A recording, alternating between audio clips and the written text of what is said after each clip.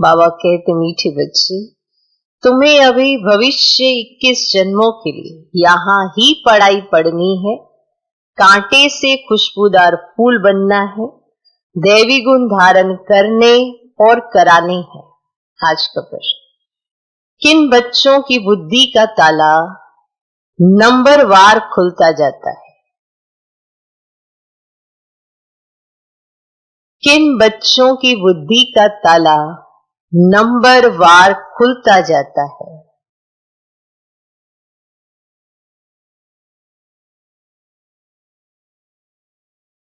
उत्तर, जो श्रीमत पर चलते रहते हैं।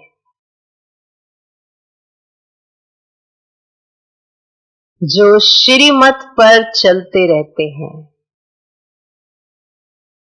पतित पावन बाप की याद में रहते हैं। पतित पावन बाप की याद में रहते हैं।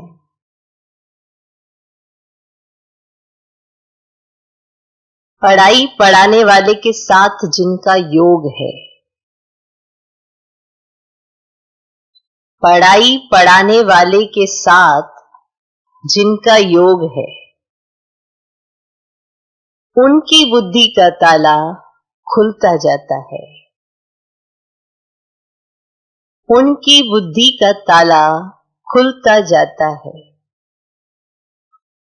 बाबा कहते, बच्चे अभ्यास करो, हम आत्मा भाई भाई हैं।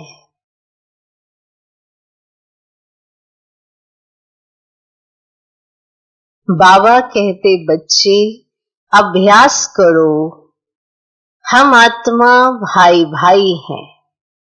हम बाप से सुनते हैं। हम बाप से सुनते हैं। देही अभिमानी हो सुनो और सुनाओ तो ताला खुलता जाएगा। देही अभिमानी हो सुनो और सुनाओ तो ताला खुलता जाएगा।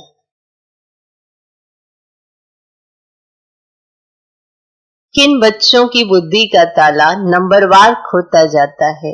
उत्तर, जो श्रीमत पर चलते रहते हैं, पतित पावन बाप की याद में रहते हैं, पढ़ाई पढ़ाने वाले के साथ जिनका योग है, उनकी बुद्धि का ताला खुलता जाता है। बाबा कहते, बच्चे अभ्यास करो, हम आत्मा भाई भाई हैं। हम बाप से सुनते हैं। देही अभिमानी हो सुनो और सुनाओ तो ताला खुलता जाएगा। ओम शांति। ओम शांति। ओम शांति। बाप बच्चों को समझाते हैं, जब यहां बैठते हो तो ऐसे भी नहीं कि सिर्फ शिव बाबा की याद में रहना है। वह हो जाएगी सिर्फ शांति, फिर सुख भी चाहिए। तुमको शांति में रहना है और स्वदर्शन चक्रधारी बन राजाई को भी याद करना। तुम पुरुषार्थ करते ही हो नर से नारायण अथवा मनुष्य से देवता बनने के लिए। यहां भर कितने भी कोई में दैवी गुण हो तो भी उनको देवता नहीं कहते। देवता होते हैं स्वर्ग में। दुनिया में मनुष्यों को स्वर्ग का पता ही नहीं है। तुम बच्चे जानते हो नई दुनिया को स्वर्ग, पुरानी दुनिया को नरक कहा जाता है। तो ये भी भारतवासी ही जानते हैं। जो देवताएं सत्युग में राज्य करते थे, उन्हों के चित्र भी भारत में ही। अब यह है आदि सनातन देवी देवता धर्म को। फिर भल करके उन्हों के चित्र बाहर में ले जाते हैं पूजा के लिए। बाहर कहां भी जाते हैं तो जाकर वहां मंदिर बनाते हैं। हर एक धर्म वाले कहां भी जाते हैं तो अपने चित्रों की ही पूजा करते हैं। जिन जिन गांवों पर विजय पाते हैं वहां चर्च आदि जाकर बनाते हैं। हर एक धर्म के चित्र अपने अपने हैं पूजा के लिए। आगे तुम भी नहीं जानते थे कि हम ही देवी देवता थे। अपने को अलग समझकर उन्हों की पूजा करते थे। और धर्म वाले पूजा करते हैं तो जानते हैं कि हमारा धर्म स्थापक क्राइस्ट है। हम क्रिश्चियन हैं अथवा बौद्धी हैं। ये हिंदू लोग अपने धर्म को ना जानने के कारण अपने को हिंदू कह देते हैं और पूजते हैं देवताओं को।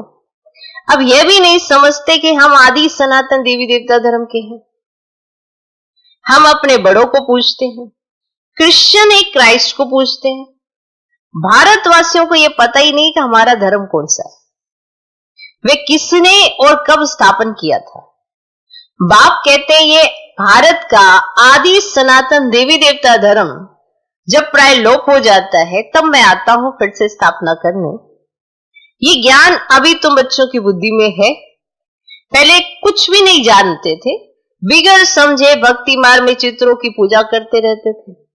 समझ थी नहीं, अभी ये समझ मिली तो तुम चित्रों की पूजा तो नहीं करते क्योंकि अभी तुम्हें समझ मिली है। तो पहले तुम बिगर समझे चित्रों की पूजा करते रहते थे।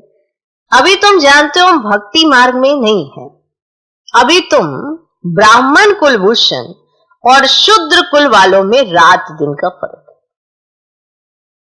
वह भी इस समय तुम समझते हो, सत्युग में नहीं समझेंगे। इस समय ही तुमको समझ मिलती है।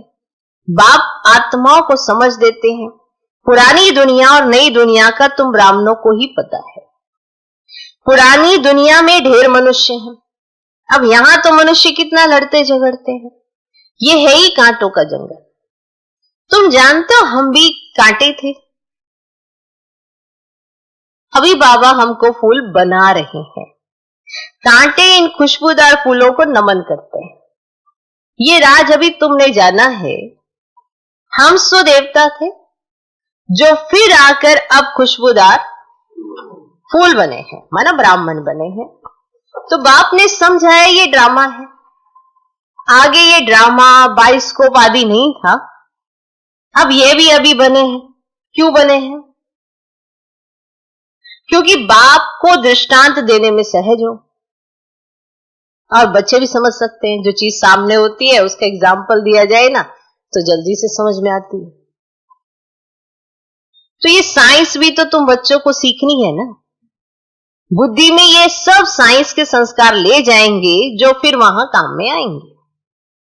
दुनिया कोई एकदम तो खत्म नहीं हो जाती, संस्कार ले जाकर फिर जन्म लेते हैं, विमान आदि भी बनाते हैं।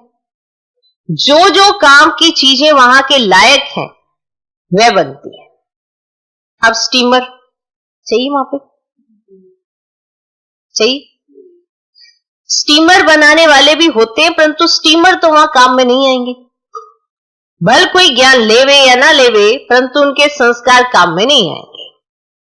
अब स्टीमर बनाने का संस्कार हो ना हो, पर वो वहां पे काम नहीं आएगा। वहां स्टीमर शादी की दरकार ही नहीं है। तो ड्रामा में है ही नहीं। हाँ, विमानों की, बिजलियों आदि की दरकार पड़ेगी, वे इन्वेंशन निकालते रहते हैं, तो वहां से बच्चे सीख कर आते हैं। तो ये सब बातें तुम बच्चों की बुद्धि में ही है।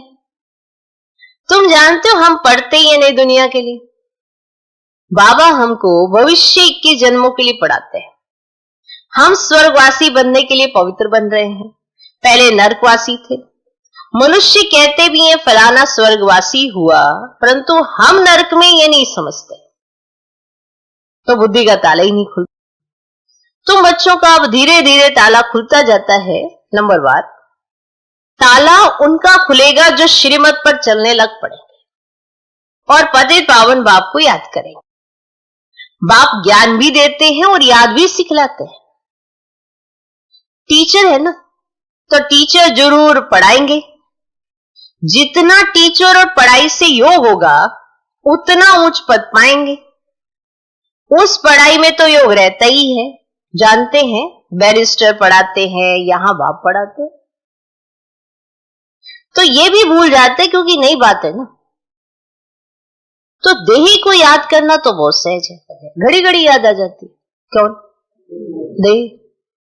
हम आत्मा है ये भूल जाते हैं। हम आत्माओं को बाप समझाते हैं। हम आत्माएं भाई भाई हैं। बाप तो जानते हैं हम परमात्मा है, आत्माओं को सिखलाते हैं क्योंकि आत्माएं भूल जाती, बाप को तो पता है। आत्माओं को सिखलाते कि अपने को आत्मा समझ और आत्माओं को बैठ सिखलाओ जो भी आपके आसपास हैं, सबको सिखलाओ। तो ये आत्मा कानों से सुनती है, सुनाने वाला है परम पिता परमात्मा, उनको सुप्रीम आत्मा कहेंगे। तुम जब किसको समझाते हो ना, तो ये बुद्धि में आना चाहिए कि हमारी आत्मा में ज्ञान है, आत्मा को ये सुनाता हूं। ज्ञान सुनाओ, समझ दो। अब आप तो बाबा से मिल रहे हैं, उन्हें चाहते हैं कि कहीं और ही लग रहे, कि उन्हें भी सही दिशा दिखाएंगे, बताएंगे नहीं उन्हें। आप तो मार ढाल खा रहे, उन्होंने कहोगे सूखा रोटी खा लो, ये तो अच्छी बात नहीं है। आपको तो देखो क्या क्या मिलता है, क्योंकि आप बाप की सुनते हो। तो बाप ने ये भी तो कहा है ना, दूसरों को भी यही सुना, कहा है ना। तो हमने बाबा से जो सुना है वे आत्माओं को सुनाता हूं, ये है बिल्कुल नई बात। तुम दूसरे को जब सुनाते हो ना, तो देही अभिमानी होकर नहीं पढ़ाते हो, भूल जाते हो। मंजिल है ना, बुद्धि में ये याद रहना चाहिए, मैं आत्मा अविनाशी हूं, मैं आत्मा इन कर्मेंद्रियों द्वारा पाठ बजा रही हूं। तुम आत्मा शूद्र कुल में थी, अभी ब्राह्मण कुल में हो, फिर देवता कुल में जाएंगे, वहां शरीर भी पवित्र मिलेगा। हम आत्माएं भाई भाई हैं, बाप बच्चों को पढ़ाते हैं, तो बच्चे फिर कहेंगे हम भाई भाई हैं, भाई को पढ़ाते हैं।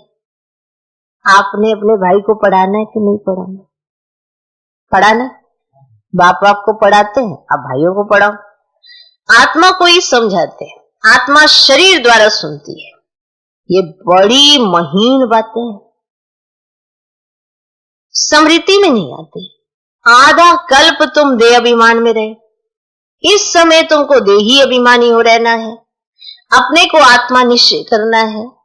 आत्मा निश्चय कर बैठो, आत्मा निश्चय कर सुनो। परम पिता परमात्मा ही सुनाते, तब तो कहते ना आत्मा परमात्मा अलग रहे बहु का। वहां तो नहीं पढ़ाता हूं, यहां ही आकर पढ़ाता हूं।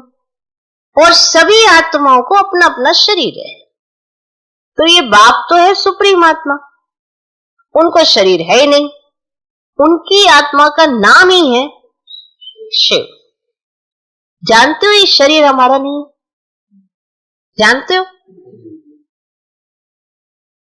मैं सुप्रीम आत्मा हूं, मेरी महिमा अलग है। ये बात हम बार बार भूल जाते हैं। ऐसे हर एक की महिमा अपनी अपनी है। अब गायन भी है ना, परम पिता परमात्मा ब्रह्मा द्वारा स्थापना करते हैं, तो वे ज्ञान का सागर मनुष्य सृष्टि का बीज रूप है, वह सत्य है, चैतन्य है, आनंद सुख शांति का सागर है। तो ये है बाप की महिमा। बच्चे को बाप की प्रॉपर्टी का मालूम रहता है। हमारे बाप के पास ये कारखाना है, ये मिल है, नशा रहता है ना, बच्चा ही उस प्रॉपर्टी का मालिक बनता है। तो ये प्रॉपर्टी तो एक ही बार मिलती है। और बाप के पास क्या प्रॉपर्टी है, मैं सुनो। तुम आत्माएं तो अमर हो, कभी मृत्यु को नहीं पाती हो, प्रेम के सागर भी बनते हो। तो ये लक्ष्मी नारायण प्रेम के सागर है? कभी लड़ते झगड़ते नहीं। और यहां तो कितना लड़ते झगड़ते हैं, प्रेम में और ही घोटाला पड़ता है। बाप आकर विकार बंद कराते तो कितना मार पड़ती है। बाप कहते बच्चे पावन बनो, तो पावन दुनिया के मालिक बनेंगे। का महाशत्रु इसीलिए बाबा के पास आते हैं, तो कहते हैं जो विक्रम किए हैं वह बताओ, तो हल्का हो जाएगा। इसमें भी मुख्य विकार की बात है। बाप बच्चों के कल्याण अर्थ पूछते हैं। बाप कोई कहते हे पतित पावन आओ, क्योंकि पतित विकार में जाने वाले कोई कहा जाता है। ये दुनिया भी पतित है, मनुष्य भी पतित है, 5 तत्व भी पतित है।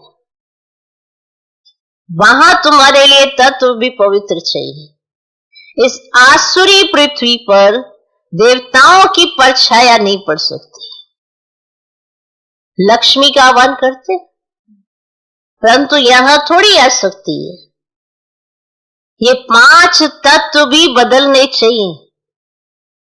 और सत्युग है नई दुनिया और ये है पुरानी दुनिया, इनके खल्लास होने का समय। मनुष्य समझते अभी 40,000 वर्ष पड़े हैं, जबकि कल्प ही 5,000 वर्ष का है। तो फिर सिर्फ एक कलयुग 40,000 वर्ष का कैसे हो सकता है? जब पूरा कल्प ही 5,000 वर्ष का है, तो सिर्फ एक कलयुग 40,000 वर्ष का कैसे हो सकता है? कितना अज्ञान अंधियारा है, ज्ञान है ही नहीं।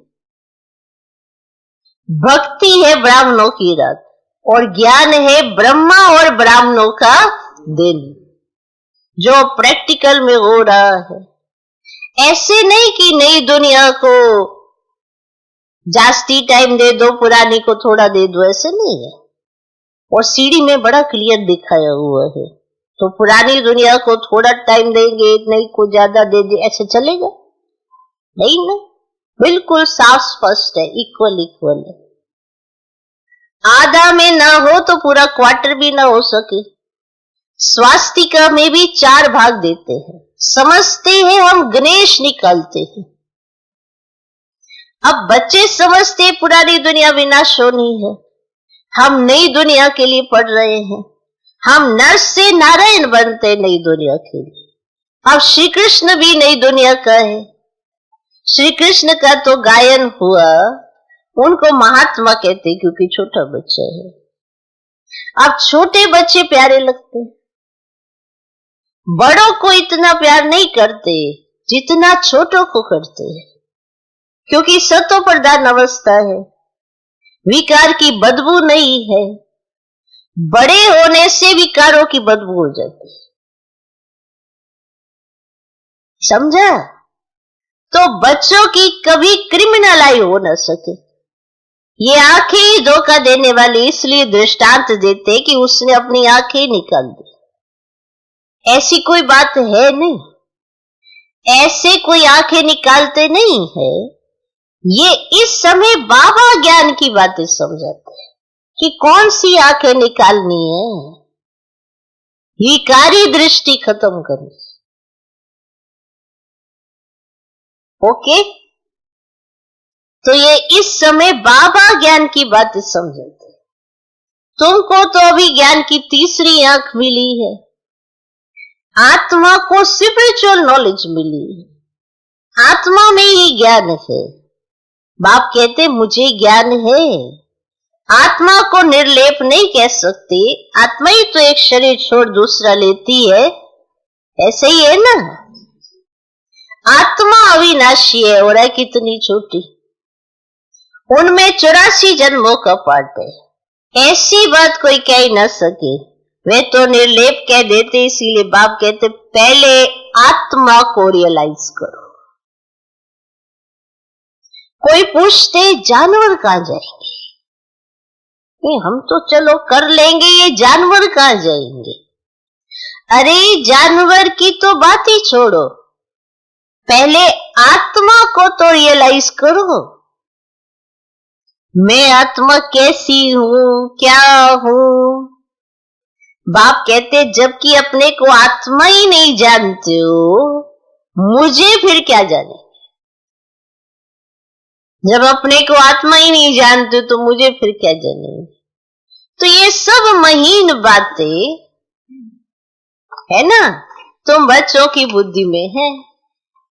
आत्मा में 84 जन्मों का पाठ है, वे बचता रहता है। कोई फिर कहते ड्रामा में नोंद है, फिर हम पुरुषार्थ ही क्यों करें? अरे पुरुषार्थ बिगड़ तो पानी भी नहीं मिल सकता। ऐसे नहीं ड्रामा अनुसार आप ही सब कुछ मिलेगा, कर्म तो जरूर करना ही है। अच्छा व बुरा कर्म होता है, ये बुद्धि से समझ सकते हैं। बाप कहते ये रावण राज्य है, इसमें तुम्हारे कर्म विक्रम बन जाते हैं, और वहां रावण राज्य ही नहीं जो विक्रम हो। मैं ही तुमको कर्म अकर्म विक्रम की गति समझाता हूं। वहां तुम्हारे कर्म अकर्म हो जाते हैं, और रावण राज्य में कर्म विक्रम हो जाते हैं।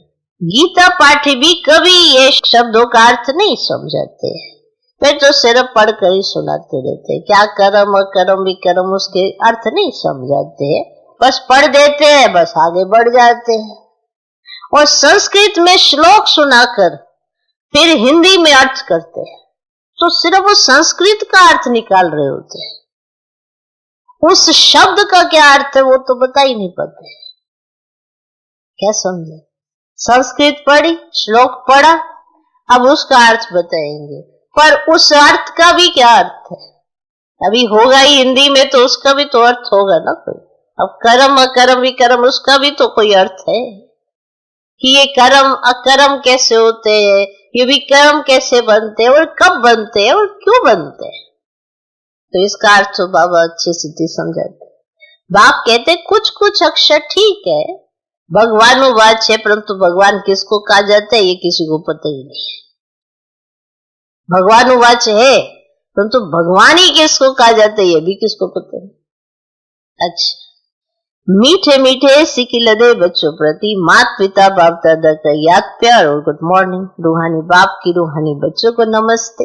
हम रूहानी बच्चों की भी रूहानी बाप को नमस्ते नमस्ते नमस्ते। Good morning good morning good morning. धारणा के लिए मुख्य सब पहला पॉइंट, बेहद बाप के प्रॉपर्टी की मैं आत्मा मालिक हूं।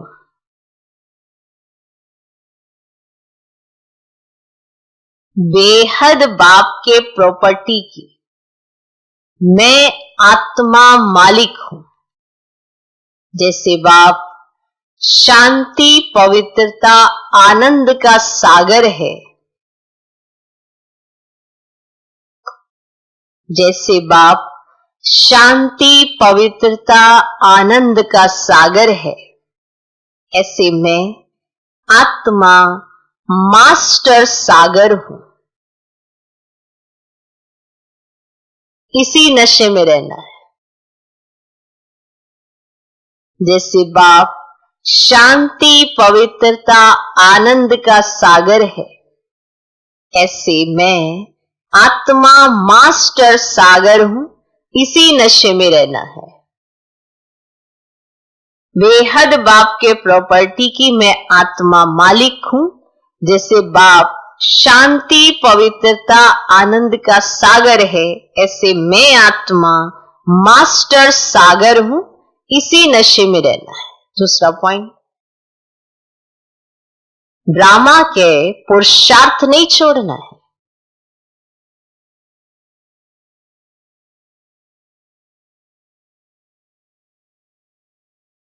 ड्रामा के पुरुषार्थ नहीं छोड़ना है, कर्म जरूर करने हैं।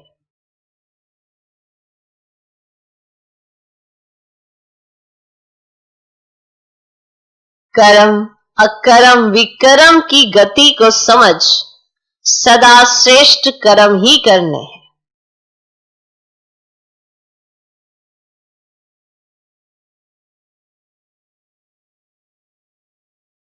ड्रामा के पुरुषार्थ नहीं छोड़ना है, कर्म जरूर करने हैं। कर्म अकर्म विकर्म की गति को समझ सदा श्रेष्ठ कर्म ही करने हैं। आज का वरदान, समय के महत्व को जान, स्वयं को संपन्न बनाने वाले, विश्व के आधार मूर्त भव।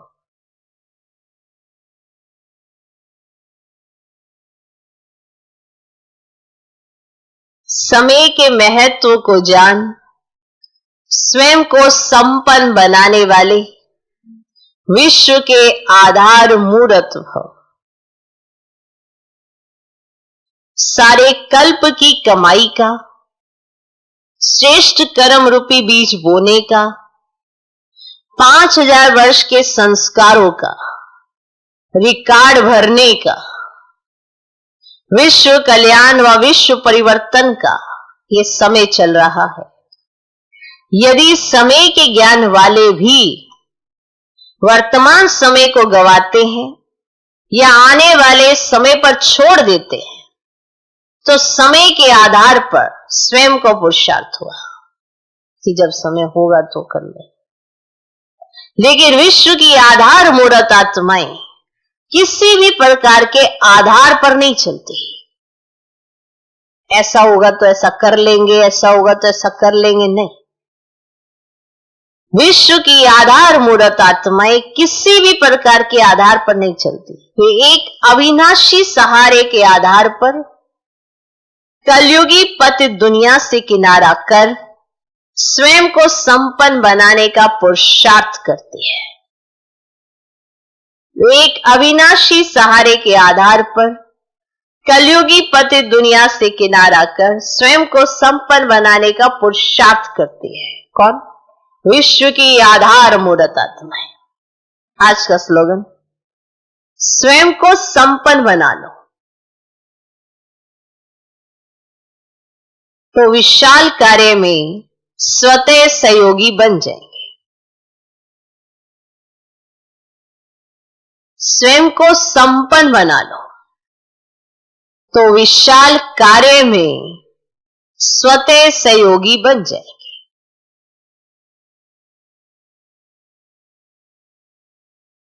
तो स्वयं को क्या बनाओ? संपन्न। हर एक चाहता है कि मैं भी सहयोग दूं, लेकिन सहयोग देने के लिए बाप के डायरेक्शंस पर चलना जरूरी होता है। सहयोगी बनना चाहते हो तो योगी पहले बनना जरूरी है। इसीलिए कहा जाता है जो सहयोग देता जाता है वो योगी बन जाता है। पर आप जरूर चेक करना, हमने विश्व कल्याण का कार्य करना है तो उसमें हमारा योग पहले बाप के साथ होगा। संपन्नता आएगी तो आप तो सहयोगी होंगे ही होंगे, हर एक्टिविटी से सहयोगी। अव्यक्तिशाय संकल्पों की शक्ति जमा कर श्रेष्ठ सेवा के निमित्त बनो। वर्तमान समय के पुरुषार्थ में हर संकल्प को पावरफुल बनाना है। संकल्प ही जीवन का श्रेष्ठ खजाना है। जैसे खजाने द्वारा जो चाहे जितना चाहे उतना प्राप्त कर सकते हैं, वैसे ही श्रेष्ठ संकल्प द्वारा सदा काल की श्रेष्ठ प्रारब्ध पा सकते हो। इसके लिए एक छोटा सा स्लोगन स्मृति में रखो कि सोच समझ कर करना और बोलना है। सोच समझ कर करना है और बोलना है, तब सदा काल के लिए श्रेष्ठ जीवन बना सकेंगे। कुछ भी सोचते हैं, कुछ भी बोलते हैं, श्रेष्ठता कहां गई? जो भी मुख में आया सब बोल दिया। कहते हम तो ऐसे ही हैं, हम तो बिल्कुल एकदम साफ स्पष्ट है। ये कुछ साफ स्पष्ट नहीं है, ये स्पष्टता नहीं है। इसको बाबा कहते हैं आपको सभ्यता नहीं है। इसे कोई स्पष्टता नहीं कहते हैं, सभ्यता नहीं है। और जहां सभ्यता नहीं है वहां संपन्नता कहां से आ जाएगी? तो सभ्यता सीखना बहुत जरूरी। क्या आप बोल रहे हैं, क्या आप कर रहे हैं, तो आपका जीवन श्रेष्ठ होगा। वरना आपको श्रेष्ठ जीवन दे भी दिया जाए ना गिफ्ट में, तो भी उसको मेंटेन नहीं कर सकेंगे, क्योंकि कुछ भी बोल देते हैं, कुछ भी कह देते हैं। जो आया कह दिया, जो आया कर दिया, कोई रोक टोक नहीं। तो इसे कोई श्रेष्ठ जीवन थोड़ा कहेंगे। तो ये स्लोगन याद रखो कि सोच समझ कर करना और बोलना है, तब सदा काल के लिए श्रेष्ठ जीवन बना सके। वरना आज तो सोचेंगे, थोड़ी देर के लिए करेंगे, फिर वैसे के वैसे वही रिजल्ट। तो ऐसे श्रेष्ठता कहां से आएगी? जो मुख में आएगा। कईयों को बहुत आदत होती है कुछ भी बोलते रहने की। आज तुमको जो इतनी फैसिलिटीज मिल रही हैं उसका तुम आनंद भी नहीं ले सकोगे, दुखी इतने रहोगे, क्योंकि कुछ भी बोले जा रहे हो, कुछ भी करे जा रहे हो। तो ऐसे श्रेष्ठ जीवन नहीं बनती है। तो सोच समझ कर करना और सोच समझ कर बोलना चाहिए, तब सदा काल के लिए श्रेष्ठ जीवन बना सके। एक यही स्लोगन याद रखो, सोच समझ कर। ओम शांति।